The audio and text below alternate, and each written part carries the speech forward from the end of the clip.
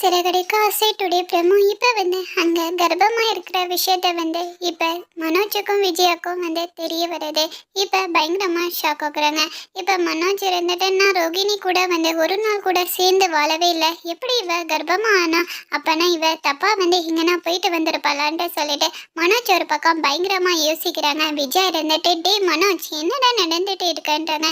ஆமாம், நான் இந்த மாதிரி எல்லாம் ஒரு நாள் கூட அவ கூட தப்பாக பழகலமான்றாங்க. நீ எப்படிப்பட்டவன் எனக்கு தெரியும்டா, இவ ஏதோ ஒரு தப்பம் பண்ணியிருக்கா, அதனால நம்ம இவளுக்கு ஒரு டிஎன்ஏ டெஸ்ட் எடுக்கலாம், இது யாரோட குழந்தைன்ட்டு தெரிஞ்சிரும்ன்ட்டு சொல்லிட்டு விஜயா இருந்துட்டு சொல்றாங்க. இப்ப விஜயாவும் மனோஜும் டாக்டர் கிட்ட போறாங்க. போன உடனே இப்ப ரோகிணி ஒரு பக்கம் கண்டிப்பா இந்த குழந்தைய மனோஜ் ஏத்துப்பாங்கன்ட்டு சொல்லிட்டு நினைச்சிட்டு இருக்காங்க. டாக்டர், இது என் பையனோட குழந்தை இல்லை, அதனால நீங்க இந்த டிஎன்ஏ டெஸ்ட் எடுங்கன்ட்டு சொல்லிட்டு விஜயா சொல்றாங்க.